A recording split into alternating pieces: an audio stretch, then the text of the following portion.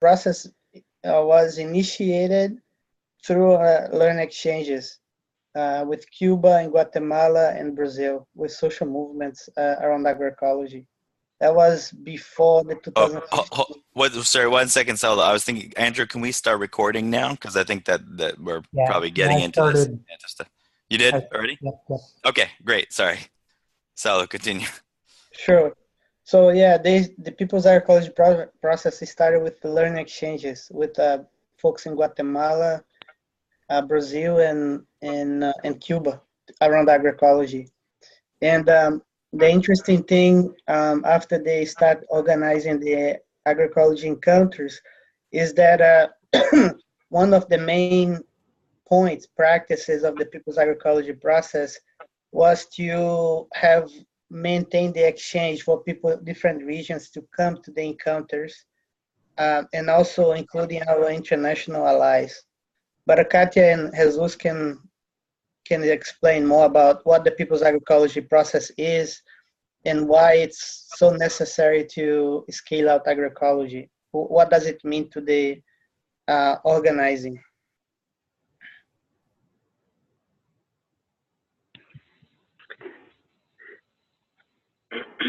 Yeah, for a while, this is Katia. For a while, I think when I first started being part of the People's Agroecology process, it was called, or we would call it facilitators, training of facilitators. So like identifying um, or those people who were initially involved as organizers and grassroots organizations were sort of like the liaisons, or like part of our role was to like bring that back to our communities, because not everyone has that privilege of participating in these encounters. So that was one of the responsibilities that we had as participants, and Paulo was sharing a lot of that um, exchange with international allies was brought to the local context, and I feel that's how we've been able to host and have encounters in different regions in the U.S. By having that one person sort of disperse what the agroecology process is, and sort of like pulling in more people so that it can then be, we use this term a lot, right? Like amplify within the U.S.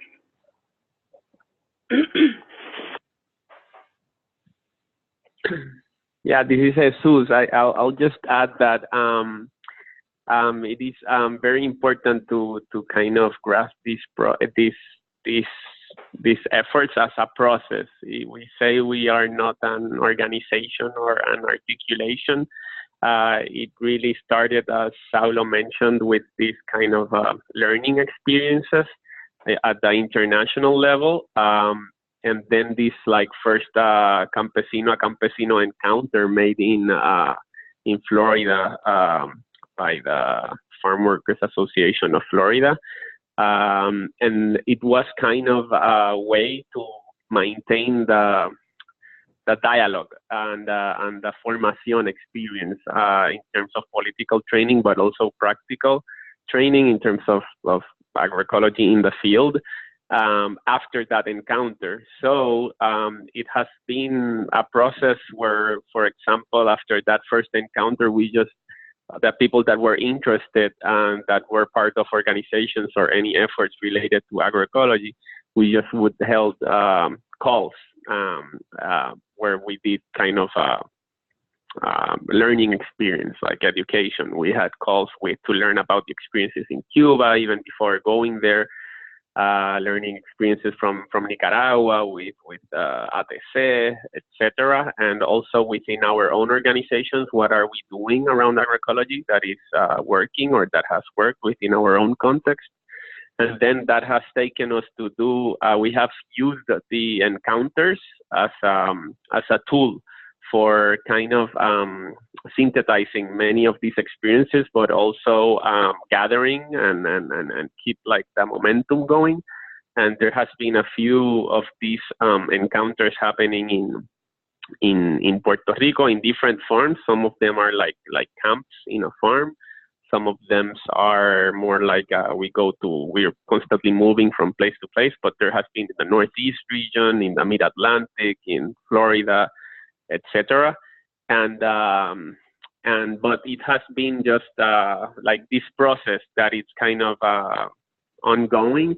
But we are very interested now that within the processes in the same USFSA after the assembly, kind of to make the connections, because some organizations have participated, others don't, to see how can we go further with this process that already has some roots, but it's kind of flexible enough to keep the work going, because I think it is very aligned with many of the discussions happening in many of the working groups within the USFSA. That's my take for now.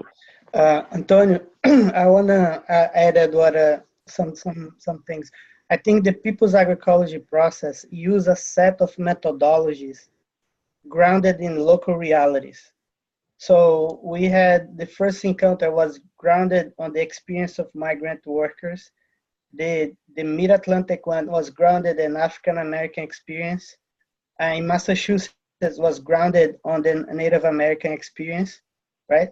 And the idea is to continue organizing this based on people's reality, and especially the leadership of those who are producing and working the land. So right now, the people's agroecology process, the suggestion from the second encounter was to have conversations with farmers in the Midwest, farmers with land, and George Naylor and Patty Naylor was there with us, and also in other regions as well, and working through. So that is the people's agroecology process. Not only it's not an organization, but it's a process that uses methodologies gathered through developed through members of La Via Campesina, which help to strengthen the organizing. And I want to second what Jesus was saying here. The USFSA always has been a supporter of the people's agroecology process since the encounter in Florida. And we get to the National Assembly with the idea was to see, okay, the USFSA is a larger platform like the La Via Campesina, and how USFSA can have help to scale out agroecology, to create to reach out to more people in the US.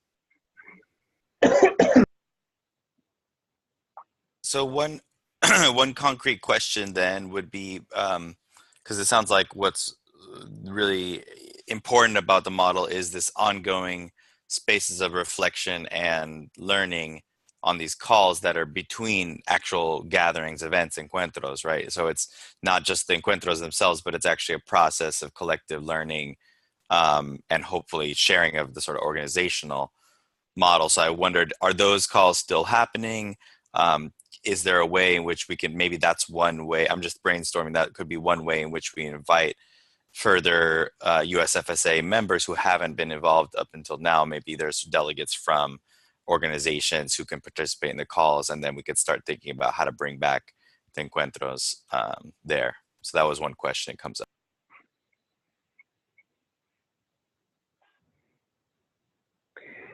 Yeah, this is Jesus. It has had like different stages, like the process. For example, as I mentioned, after that first encounter, we were kind of very motivated, and actually, these experiences has helped formed a lot of us in, so yeah, a learning experience, but also very beneficial for people that are working around agroecology.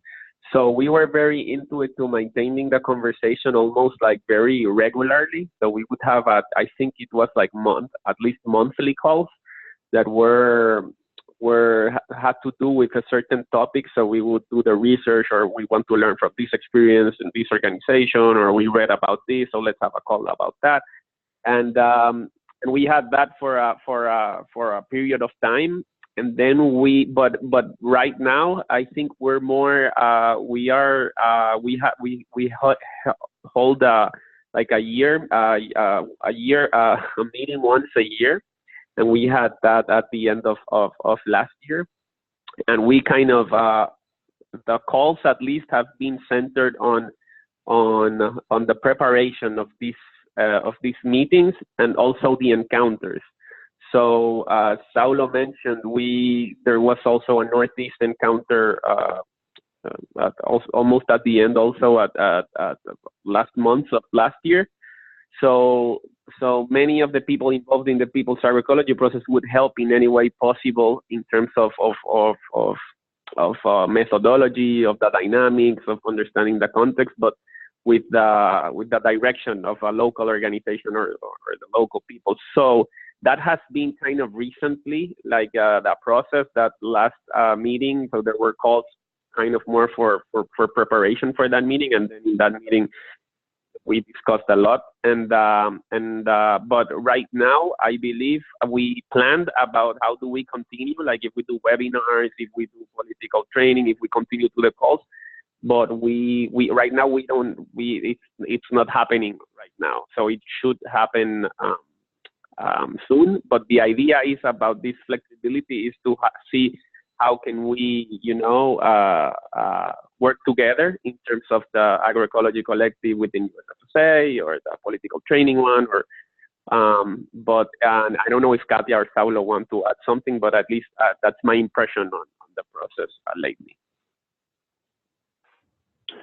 Yeah, I agree with what Jesus has shared. I think that we've been at different stages. The way I see it is that from the first encounter, it was like there was a group of individuals or representatives of organizations who initiated the people's agroecology process, and as part of that, a lot of us were new to this, so it followed up with the educational calls, and then it sort of moved on to the exchanges, the international exchanges, to learn, to see some of the practical of what we've been learning about, and then it moved on to doing it here in the U.S. And I think that I don't even know how to define it, but like every little group is going to have its own different process. So if, for example, we already hosted an agroecology encounter in the Northeast, maybe those who were involved in the Northeast local context, as Saulo has shared, can then initiate their process of doing the education and hosting and having their own encounters in their local regions, and then expanding on. And then I'm not saying that they're going to be in their own little process, but how then they can connect with the processes that are already existent.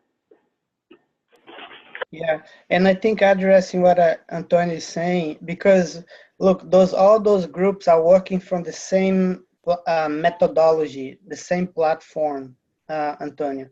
So the African Americans, the Native Americans, the farmers, and so on, right?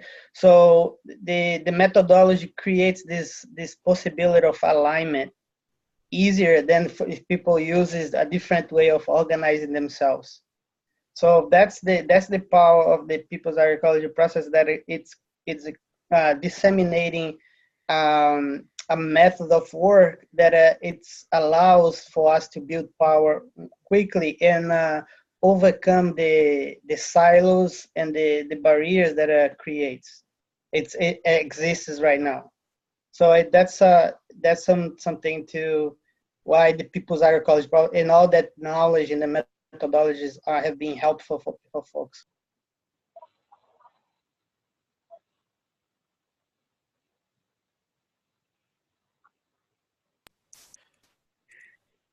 I'm wondering if there's any questions or comments from other folks.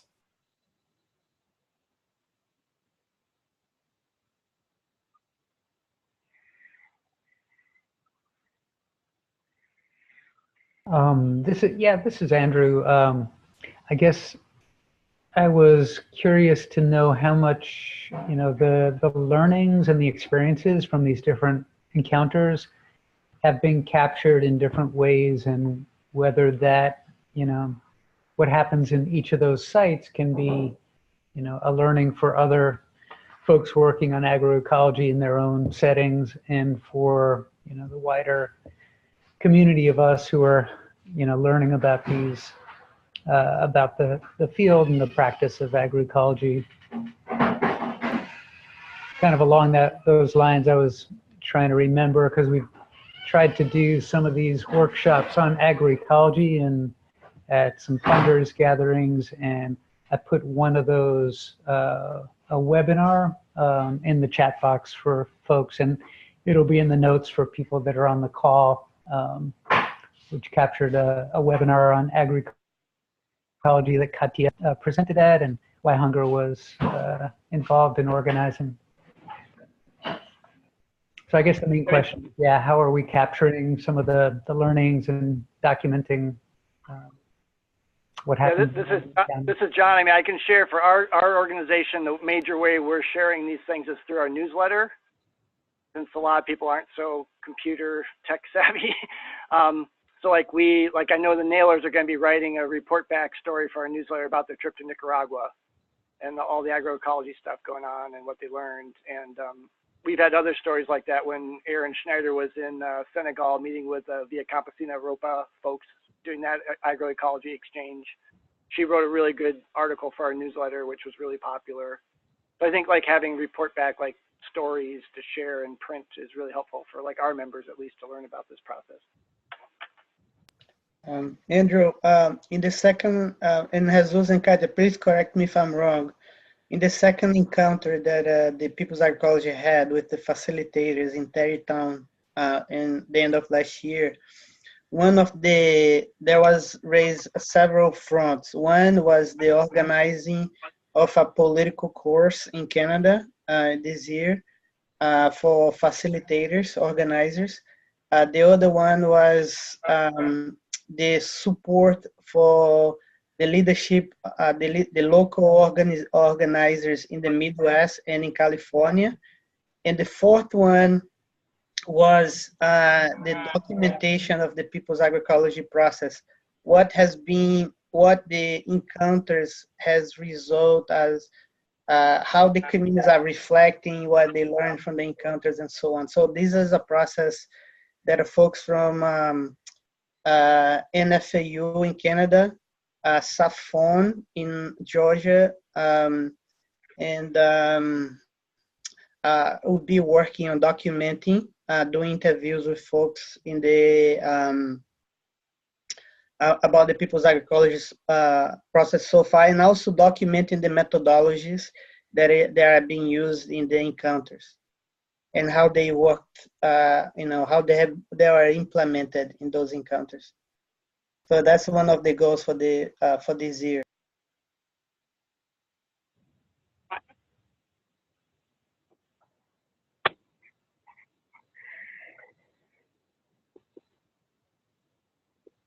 Another question, just since we are recording it, and I think this is one of the big things that people at least have expressed to me as being not clear about, is that Saulo, you mentioned the term methodology, and that the encuentros are organized, and that this process is organized around very particular kinds of methodologies. So I know you had shared with me, and I have shared with others that slideshow that had some outlining of it, but I wondered if you guys could possibly sort of express what does the methodology look like? What does it mean to have a methodology? What distinguishes it, so that folks know why it's different or unique or useful to look through that lens?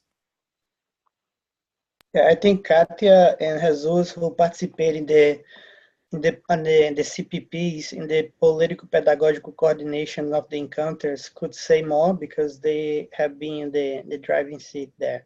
So I think they can explain. Katia and Jesus, if you could say something. Yeah, okay, yeah. We put together that slideshow kind of to explain a little about these the methodologies that we use and that we're mentioning here. But basically it comes from a space where we start political and pedagogical coordination, what we say as a CPP, and And that space basically is the space of coordination of at least when this is specifically methodologies around organizing around the encuentros that we have done. And so that commission or that group coordination team has the responsibility of kind of organizing and holding this space together. And we embrace other areas like that has to do with culture, that making sure that the culture of all the individuals and organizations that are present it's being brought, it's visible, and also provide space to make it even more visible and to create this learning space. And also we have these what we call our like base groups, right, or breakout groups, where we make sure to have small groups that since the first day are already divided or organized as a group, and these groups will have along the encounter different responsibilities. So we're talking about holding this space together. That has to do with maintaining the space, with cleaning, with cooking, with facilitating one of the sessions, with leading one of the reflections. We hold místicas in the mornings or in the afternoon. So there is different categories that we hold, and then there are the working groups. So there are a lot of logistics happening with these encounters, especially if there's also people participating from other organizations that maybe are not from that certain space.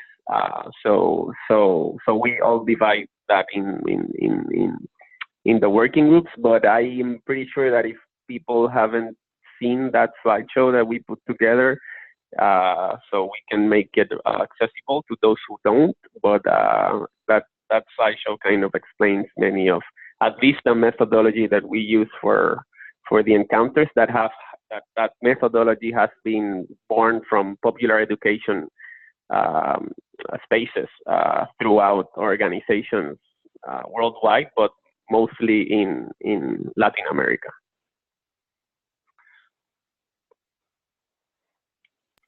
So I think that years of accumulation is based also on the concept of farmer to farmer, the campesino a campesino.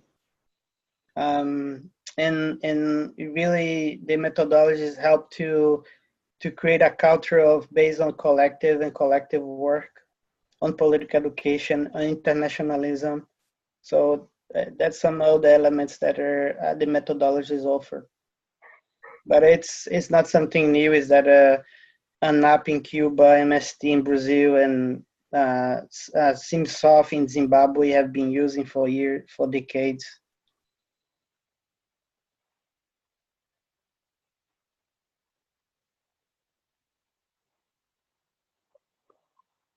Is there a way to share the slideshow, or is that online, or how might people access that? I believe we actually do have I think there's an online link still. I'll look. I either have it as a file or Salo sent me a link. And if it's a link, when we send out the note to both this collective as well as I think the whole USFSA list, in order to share this webinar so folks know, we can also share that link. Yeah, it's a PowerPoint that Jesus, Katia, and Corbin put together, and I can email if you guys want. I can send to everyone.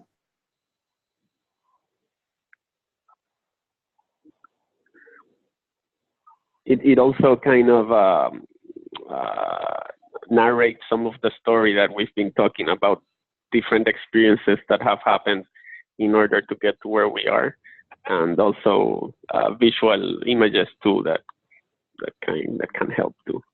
And I know there are some report backs also from some of these encounters that maybe we can see what we have already and maybe share some of that too, and check if there's any other presentation that because we have had some of these materials in different stages.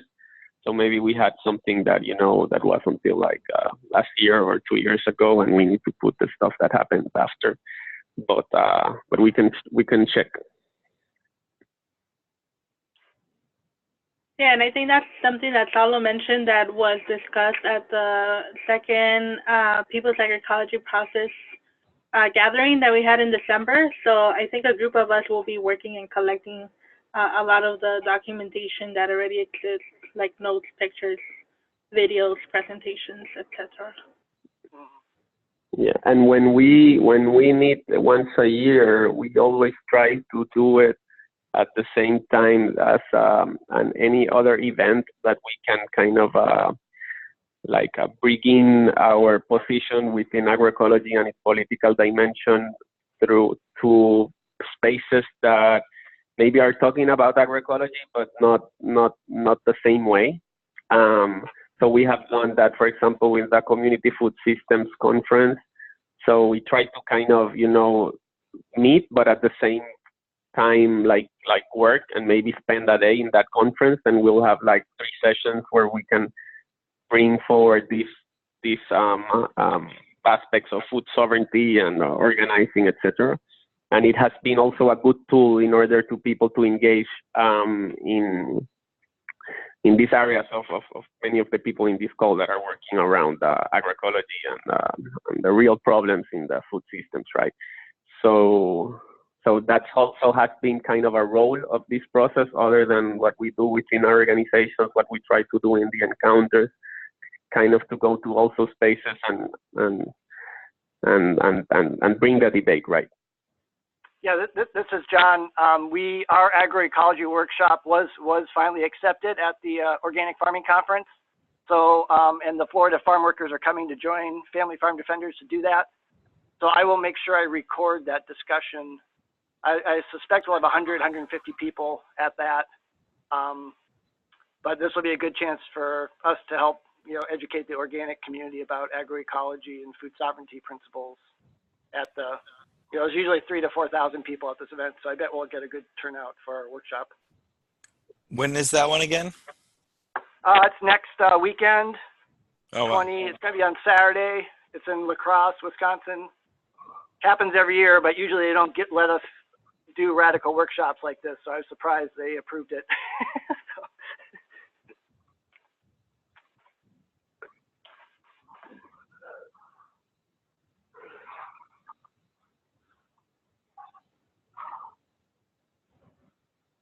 Cool. And just so folks know, Katya shared on the chat box, there's also a YouTube recording from a workshop that they did at the Young Farmers Conference last December alongside this facilitators meeting.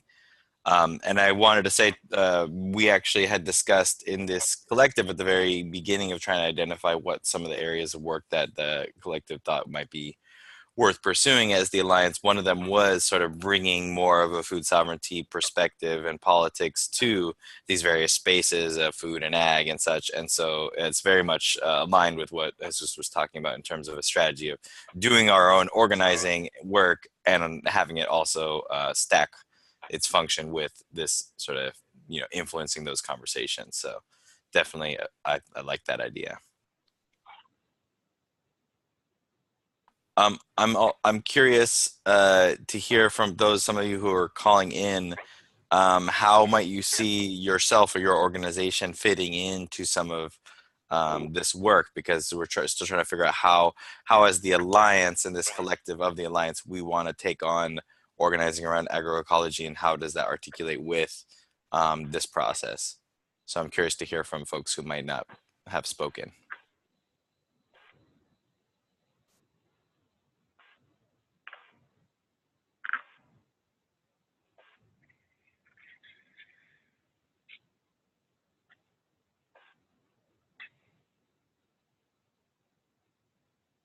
Hi, this is Mackenzie. The things that are coming to mind for me are, how do we scale out this process? And how can things like the slideshow be made into a toolkit potentially that could be offered to more people nationally? And Yeah, so I'm also curious how many people are already involved in this process, and how do we connect like all of our organizations to make this more of a like a national movement?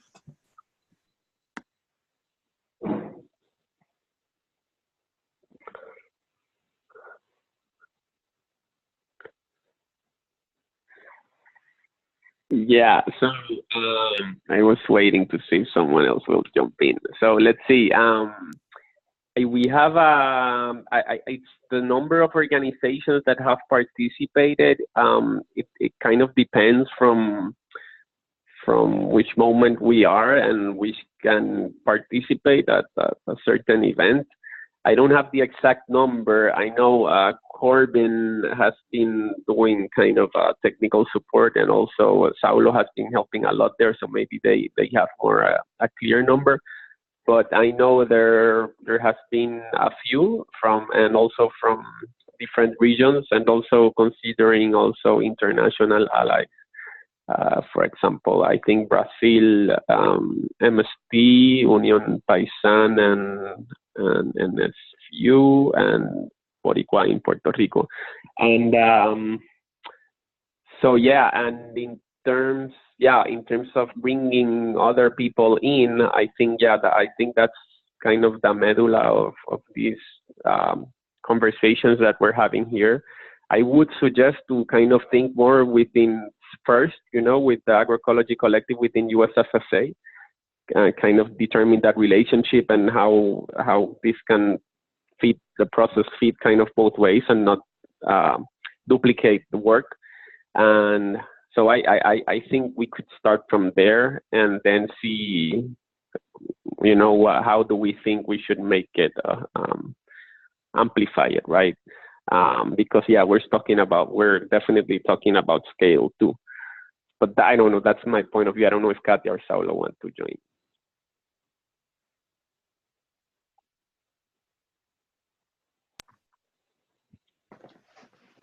So yeah, I agree with you, Jesus. I think in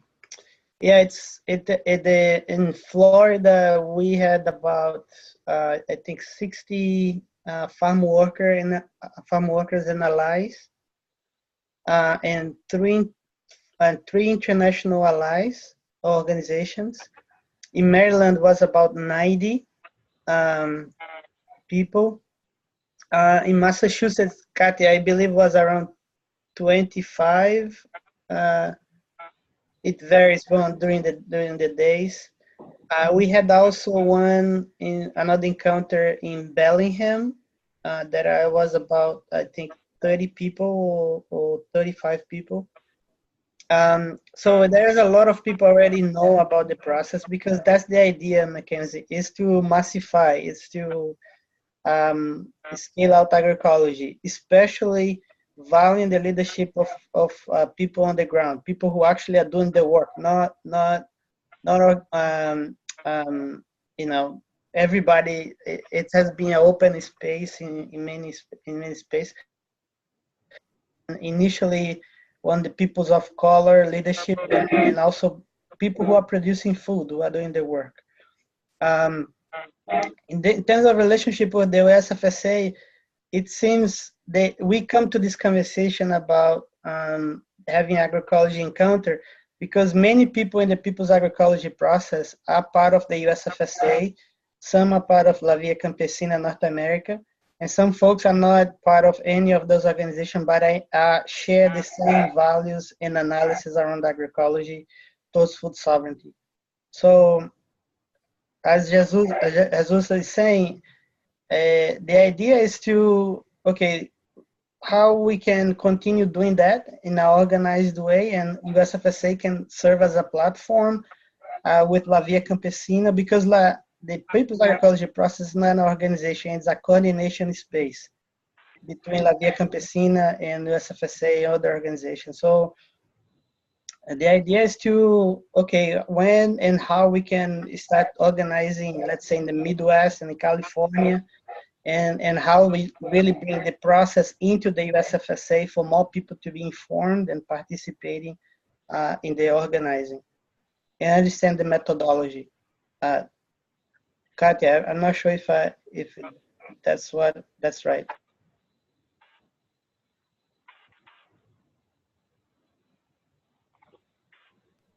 Yeah, I agree with what you and Jesus have shared so far. And I don't know if this is relevant, but we also have to guard and make sure that not to say that it's exclusive to a certain number of people, but because we're trying to massify and expand and amplify agroecology, but we need to be careful in terms of the cooptation of what agroecology is. And I feel like that's our role, either as Via Campesina members, USFSA, or the People's Agroecology process.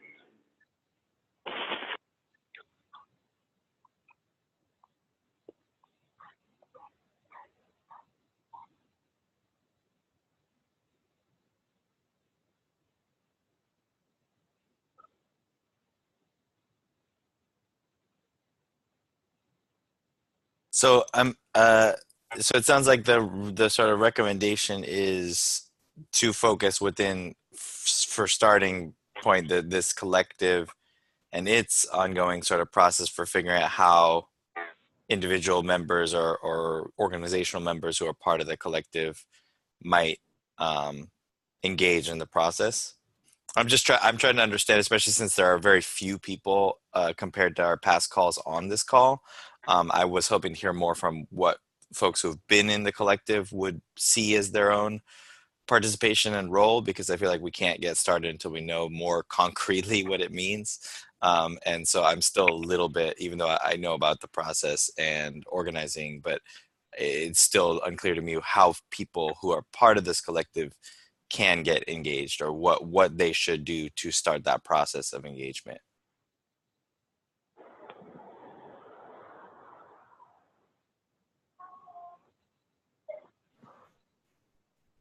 I'm not sure if I have the answer for this, because I think the first step is for people to get familiar with the People's Agroecology process, the methodology, and so on. And each region, try to organize your space too with the other folks. So people in the Southeast should be in touch with the Farm Work Association of Florida, in Mississippi with Mark, and so on. In other regions that people are already starting a process, like in California, people are starting a process. It's the idea is people here who are from California to say, okay, how we can make this happen and continue building around those ideas. And people in the Midwest, we have John here and Andrew and Tyler and others. Okay, how we can advance a process for farmers, respecting the leadership of farmers, right? To make sure that they take, understand and move forward, right? Or because the Midwest also is big, right? There are other regions that could be with another different group of people, not necessarily farmers, could be somebody else. So I think understand that, and one thing that folks always do is to invite other people who already have been participating for a long time to go and help to organize, or give some ideas of how to get organized. Organize the CPP, organize the conversations, the mini encounters, and in preparation to the big encounter, and so on. And also participate in learn exchanges. There is one learn exchange that's going to happen at the end of this year, which is the International Encounter of Agroecology in Cuba in November. So there will be a U.S. delegation going to Cuba. So that's something that this collective, we could start also organizing to see who can make it, and start organizing the fundraising and a delegation to go there. I don't know, Jesus and Kate, probably you have more to say, to add to this. Yeah, at least how I see it is that kind of trying to understand all of these spaces where we're talking mostly about many of the same things, is that within the when we did our last meeting within the people that have been participating and the organizations that have been participating in this agroecology process, many of the outcomes or next steps, as Saulo mentioned, were next steps that we are defining in other spaces and even articulations, but at least in the USFSA, I know in the political training collective and also here, like how do we, using the encuentros as a tool, and more political training, like communication side of the narrative strategy, etc., and kind of gathering up all of those materials that we have used through the years. And so I think, you know, probably all the people from this collective are kind of into that. And then the next step in order would be how do we can definitely kind of provide more materials in order to maybe make this process that we're talking about in this call more understandable, and we can definitely help do that with slideshows or anything that has been written. But also, like, yeah, if there's an idea to doing an encounter, then we know this experience about this agroecology process, so maybe this process can help. It doesn't have to be, you know, exactly the same way. It depends on the context, but that could be, you know, a next step if there is will into it. And also this thing about keep forming ourselves or educating ourselves or educating facilitators, I think it's also something that will benefit, you know, not only people that already have participated in the people's agroecology process, but people that have been also doing similar stuff and that probably are here and others don't. That, you know, that at the end, if there's a course or a webinar or whatever we design collectively, it could benefit people on the process, people from this collective, people from other collectives. So that I'm thinking kind of more in terms of strategy of how do we kind of make sure that we are not doing the same things in different spaces, but it would need to come from here. Yeah. So what's the analysis and what would be any next steps that could relate to this process, and maybe put like point persons from the people's agroecology process and these collectives to kind of, if there's something more deep that needs to be discussed or whatever, in order to not make the conversation like so long and with many calls. I don't know. That's my take on it.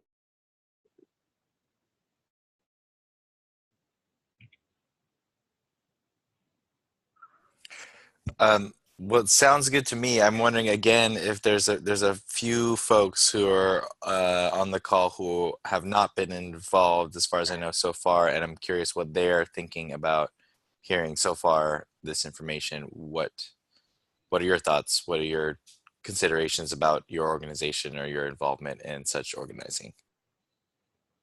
And this is just to put it out there, definitely this is what will be the follow-up from this call, will be to re-ask collective members about their own sort of position and commitment to this kind of process.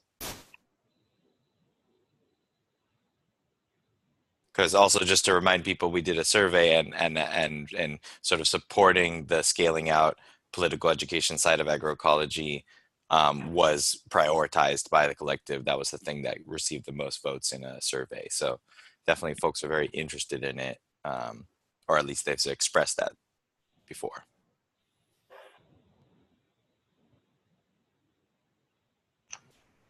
Well, this is Andrew. Just really briefly, I am personally inspired to, see what we could pull together in the Midwest with John and Tyler and Stephen and others, because we haven't yet had one here, and I think it would be really, really positive to do kind of a combined agroecology, political education formation set of sessions. Even if it's not a huge thing, I think it'd be good just to do it, to try it out, to figure out the methodology. So I'm inspired to do that, and we can follow up with our Midwest calls on that if others are interested.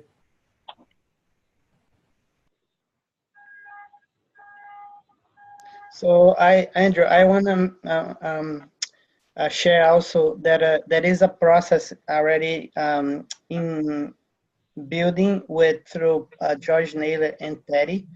And George said that they're going to reach out to other farmers because they want to start their own process too. So other folks who are not farmers be recognize that they're gonna have the conversation, and then to see how other participates. But as I was saying, other people also can organize themselves. Let's say in Louisville and other space, people who are in coming from different directions.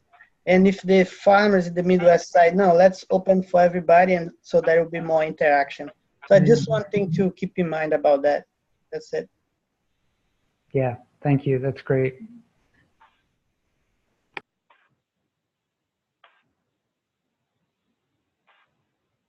Anyone else have any comments, reactions, thoughts?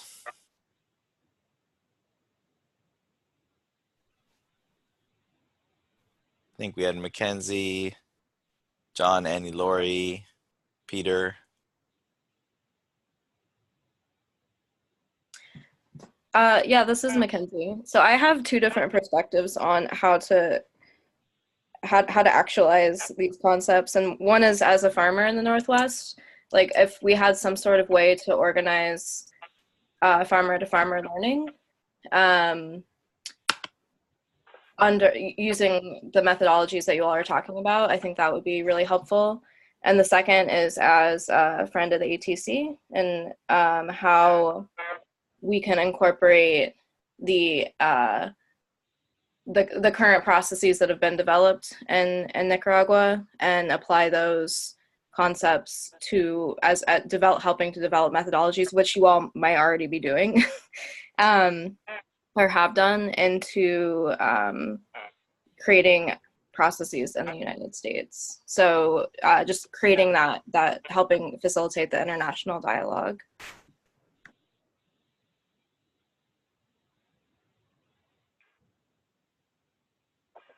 I mean, this is John. I guess we always, every year we do farmer to farmer exchanges, our organization. And so, I mean, I guess maybe what we can strive to do more is try to focus more on the agroecology aspect of it. I mean, we do talk about that, but I mean, probably the best one we've ever done was when John Aina was here from MST. It was a couple of years ago now, but we held that event at Centro Hispano here in Madison, and all these Latino farmers came.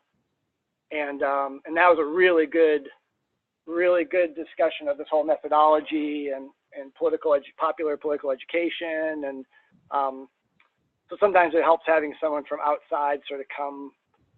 And I guess as far as like our context, I mean, it's not so much maybe the global South that needs to come here. Maybe it's more us getting conventional farmers to the reservations, talk to our indigenous allies, because they're already doing all this food sovereignty, agroecology work up at Oneida and so on. And we've done a lot of those trips already there. So maybe that's one of my goals this year, is to do an actual farmer to farmer exchange with our native allies.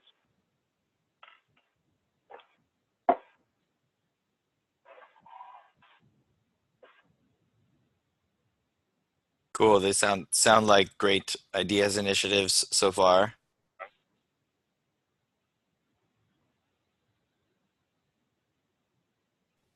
So maybe I'm not sure how late folks are planning on going this month on the call, but were there any other questions for the folks who've been involved in People's Agroecology process, or questions about how the collective might organize?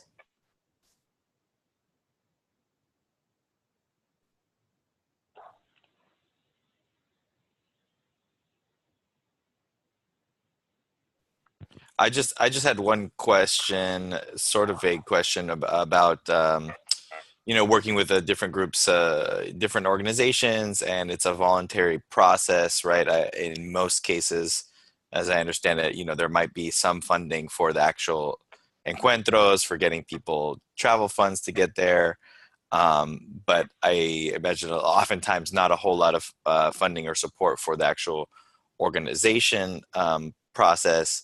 And so one challenge I sort of can imagine is keeping folks engaged and sort of accountable if you're doing ongoing like group-based self-training, right? So if we're having regular monthly calls, making sure people show up to the calls, making sure people do the readings, making sure people are accountable in the process of starting to organize towards an encuentro itself, and so on. And so I just wondered if you had if any people who had experience had thoughts about how to, embed that sort of accountability and ongoing commitment to the process within the organizations.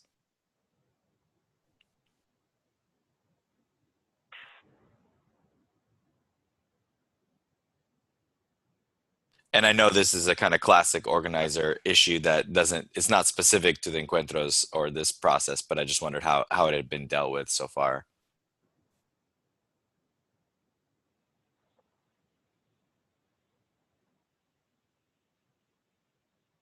Well, this is John. I can just share my perceptions anyways. Like if we, as U.S. Food Sovereignty Alliance, if we like provide resources for someone to attend these types of events, or these, that's, part of the obligation or the reciprocity is that they actually do a report back or some follow-up that and then share their experience with other people. Because we've had problems in the past with people just wanting to jump on the bandwagon and then nothing, there's no reciprocity. They just want a free trip somewhere. So I think that's part of, you want to make sure that expectation's there, and this is supposed to be a learning experience for everyone, not just someone's personal edification project. Yeah, and I think, John, what I'm thinking about a lot is the fact that, and this is my other question about sort of balancing local work with this international connections, is that there are limited resources, and so like really raising funds so that someone could actually come from across the country, for example, want that that investment of that resources to be for something really fruitful for this massifying effort, right? And so you want that person who comes across to not just come to an event and then go back home and do everything the same, but to actually take that work back and be committed to expanding upon that work. And I feel like it's hard to figure out a way in advance, besides just basically through relationships and knowing folks and knowing their commitment levels, like how to embed that that ask of commitment, that sort of demand of the reason why we're doing this is to expand this work.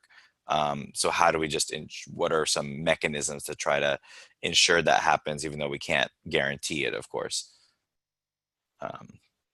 Yeah, that's kind of what I was thinking about, because yeah, I feel like that definitely happens.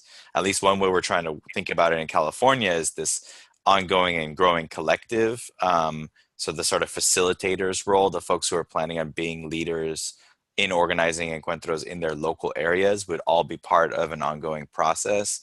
And that sort of when we have these encuentros, which are local, sort of local and regional, that we're having priority space in those be going to folks who've been involved in the past or have attended in the past. So of course it's not exclusive and just the same people every time, but that we have continuity between the events. So we're actually building relationships over time, and there's a sort of incentive. The reason why you're involved is not just to go to one and then nothing, but you actually are going to one, you're also being involved in organizing one, you're connecting with people in a different area. So it's sort of like you're putting in over the long haul, is the expectation.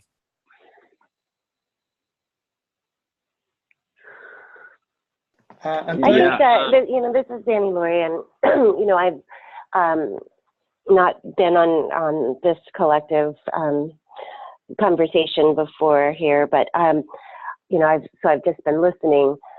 But I'm really thinking about the farmer to farmer exchange, and I appreciated what you were saying, John, about really focusing on that aspect.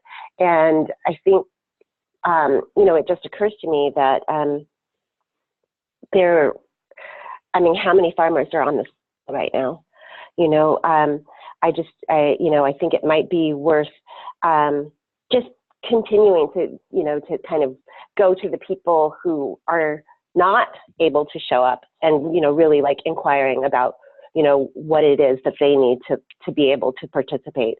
And even, thinking about, bringing some of these things, staying in close conversation with the political education committee or collective to really like think about, well, how could how can those tools make this conversation more accessible, but also just more digestible for people who, just don't spend all of their time on the computer reading,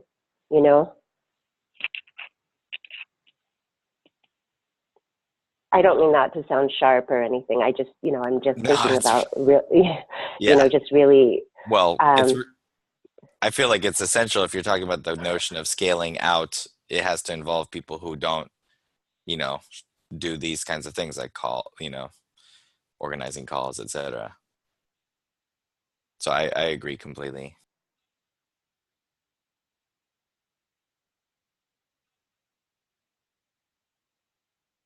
Sorry, I didn't mean to interrupt Annie Laurie. Just wanted to express I think it's totally reasonable concern. Well, I know that people, everyone here is really conscious of that too, and I've appreciated some of the, just the, I guess, sentiments about it, especially like, the fact that it is a real privilege to even be able to do this, this travel. To be able to go and visit these other communities. I mean, it's a privilege to have the time to do that. It's a privilege to have the, the mobility, the ability to, go over borders and, things like that. I mean, so that role of, of carrying the information or the experience and sharing it with others is it's a very sacred role, if you will, So, I mean, I understand that, but I also really feel like there's got to be an emphasis on ensuring that people who don't have that mobility or aren't as likely, to participate are able to engage not only with the process but with each other. Yeah, folks, I have to leave soon, but I want to piggyback what Laurie is saying here. That was the real issue with farm workers in Florida. Not everybody could go to Cuba or other places. So that's why you need to have a process that is not based on individuals or one single organization, but an entire platform, because that's the only way you can build trust and a stronger process.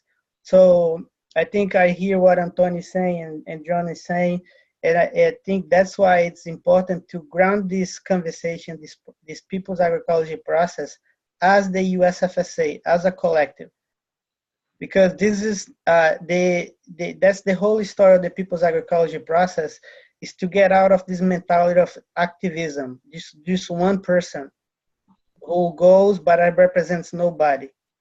We need to create a culture that is grounded in a collective, that people feel that they need to be accountable to a process, and to really make sure that the information can spread out to others. Because as Laurie is saying, not many people can be on calls and can participate, but they have the knowledge because they're the ones who are the most affected.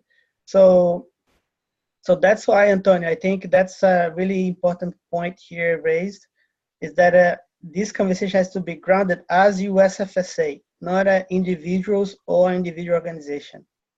I think the USFSA has to say, we are going to take on this. This is our front to scale out agroecology, to make sure that we build political education and so on. So I think that's the whole goal of the people's agroecology process.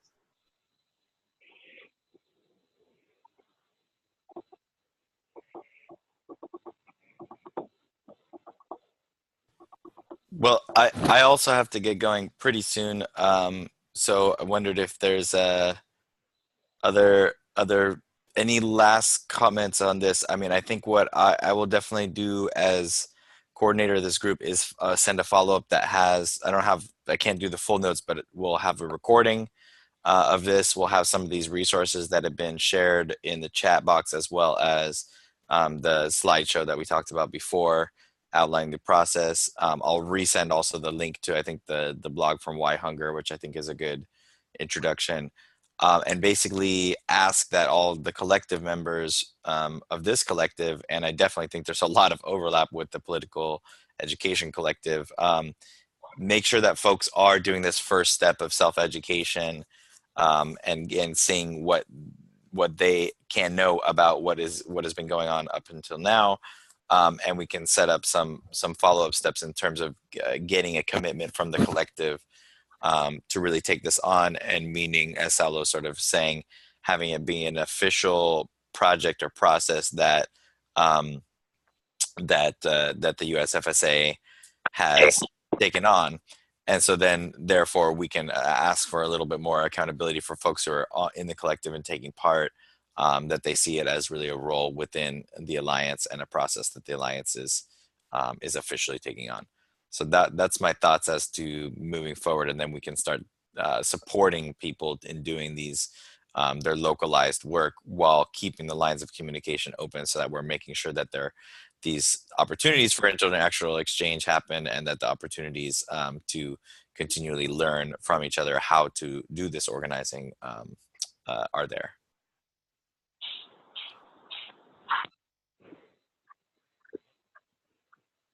Hey, this is Tyler. I just wanted to add real quick that based on the delegation in Nicaragua last month, I have 4 parts of a blog series.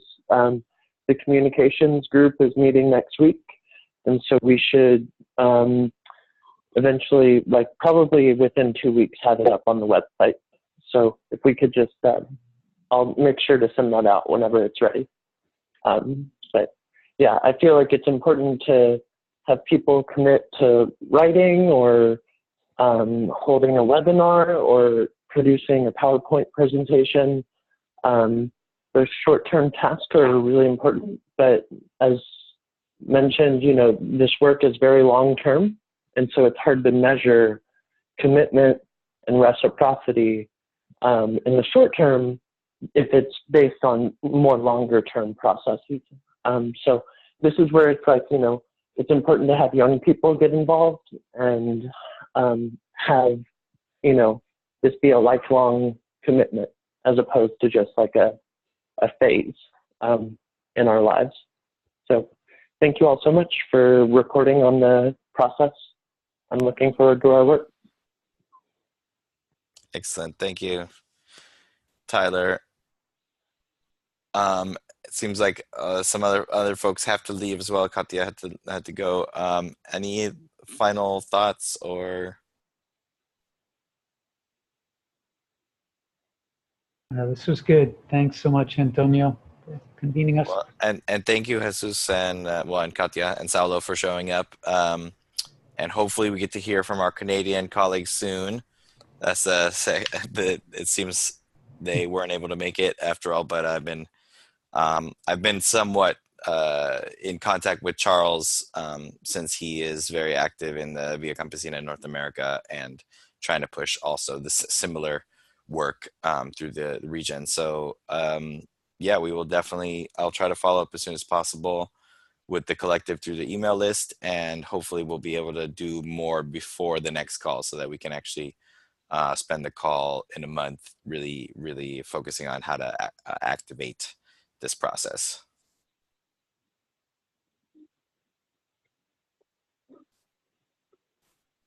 All right. It's almost the growing season, so that'll help activate a lot, I think. Yeah. I'm really looking forward to working the soil again. Yes.